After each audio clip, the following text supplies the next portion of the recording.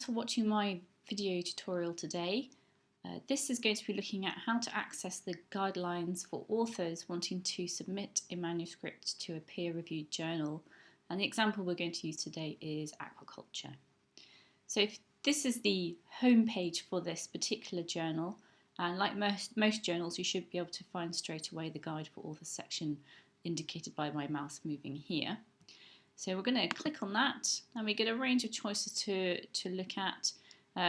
It's important not to get kind of bogged down with the high amount of information offered and just keep focused to the task at hand. So I'm just going to click on this PDF pack here and it'll take me straight to this information pack. So there's a lot of information here, and depending whether you're a student or whether you're a researcher, some of this information might be relevant to you or not. So I'm going to focus from a student's perspective today. And students who are wanting to perhaps as part of their assignment to select a peer-reviewed journal of their choice and follow the formatting guidelines for that, we're going to focus on that kind of perspective in this tutorial. So quite often journals that you might be interested in selecting will have kind of a scope or a description, so it's important to read that to make sure that your manuscript does fit into that description, because in a real academic context, if you were to submit the paper to a journal that your manuscript wouldn't fit into the scope of, the editors will simply reject your paper and you'll have to find a more relevant peer-reviewed journal to target. So do read their description. And also you want to think about what kind of audience it is that your information would be relevant to, and they do describe it here. There's an impact factor. You may have heard of this if you're a student, and this basically indicates the how popular the journal is and how often papers are cited in a nutshell. So there's a lot of information that you don't need to know. Sometimes, all the time they'll list the editors involved with this process, so this might be interesting to consider in the future when you submit papers. We'll just scroll down.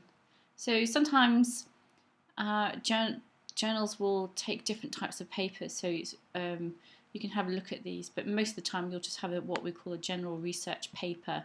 So this is kind of like your standard higher education report format, where you have an abstract, an introduction, materials and methods, results and discussion, and then with your reference list. And sometimes they're kind of these like pseudo sections which are handled by different editors. So in aquaculture, we have nutrition, we have production science, and we have physiology and genetics. Oh, and sustainable. Oh, there's quite a few subsections basically. But if you're looking at this for formatting reasons, we can keep continuing down. And they quite often have a helpful checklist to make sure you've got all the information that you need.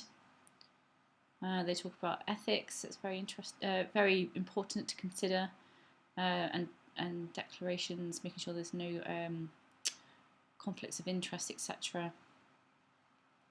And copyright and your author's rights. Sometimes papers are open access, so you can pay for anyone to upload make your manuscript freely available once it's been accepted to publish in a journal. This can be a little bit expensive, but it does increase the likelihood of your paper reaching the community. Otherwise, in some journals you can submit it for free and have it published for free, but anyone who wants to access it will have to pay for that access, and that can often constrict and limit the amount of citations you get. Okay, so let's go straight down to the article structure. Here we are. So basically anyone who's interested in formatting a manuscript following the journal's guidelines, you can read through this for yourselves, but it does give you indications of how they want it set out. So for example, subsections, subtitles need to be numbered appropriately. They give you clear sections like introduction, materials and methods and results, etc. Sometimes journals want a conclusion, sometimes they don't, so do keep an eye on that. And appendices, they're very rare, try and avoid them if you can. and they tell you how to construct a title page very clearly, and they give you an idea about the abstract, and often an abstract will have a word limit, and usually the whole manuscript itself can have a word limit, so do check through the author's guidelines. You'll have to list keywords. So keywords, they kind of basically help the searchability of your paper once it's published. So a tip here is to make sure to maximise the likelihood of your paper being found in people's search terms when they're looking through different databases. Try and make your keywords relevant to your manuscript, but ones that do not appear in your title, and that will increase the likelihood of encountering your paper. Some papers will want some highlights of the manuscript, so these are kind of key points, but I would suggest though, once you've written your report, is to write your abstract and highlights at the end, once you've kind of got your whole general conclusions set out. There's usually quite strict guidelines on how you use various units. For example, standard error, sometimes it's SEM or SE, so do check that out. And what else do we have? They tell you how to provide formulae, and there's some points. These points are kind of less important about the artwork. Tables, they tell you how to construct your tables, and this will be very important for formatting the references. So some journals will want a particular way that you cite literature.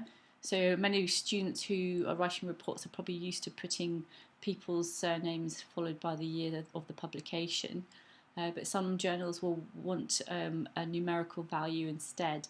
So do make sure you read that carefully.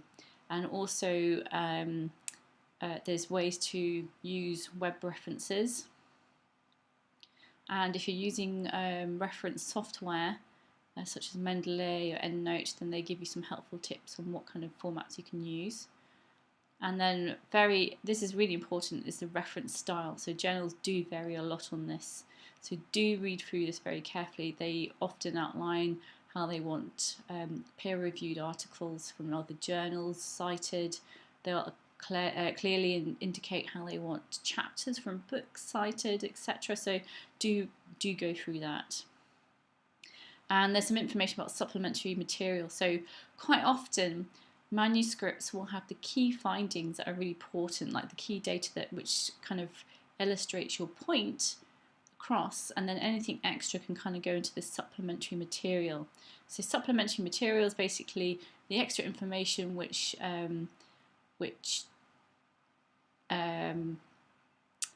is part of your data set but isn't really essential in your main manuscript. And basically when you are looking at papers online and they have online supplementary material, you'll sometimes see two documents that you can download. So you'll have the main PDF for the actual manuscript, and then often the supplementary material will be next to it. So do keep an eye out for that, because one complaint I do have from students is that they say papers often don't have very much information, especially on the methods, or maybe some data is missing from the main paper, and it's quite often because that's made available in the supplementary material. It's purely down to the journals themselves. Journals quite often have a very tight word limit because it's very expensive to publish, so therefore they want to keep a very good focus. So material can be made freely available online with those manuscripts, so just keep an eye out for that. What else do we have? So this is other author information which is probably not very relevant to students. So anyway, in a nutshell, that's the author's guidelines. So do spend time using them, and when you're writing your reports, I would strongly recommend that you try and follow the formatting from the start, so that you can create a good natural habit as you're writing through, and then it makes formatting at the end before submission a lot less hard work. Okay, well, good luck with your report writing, and keep an eye out for more video tutorials.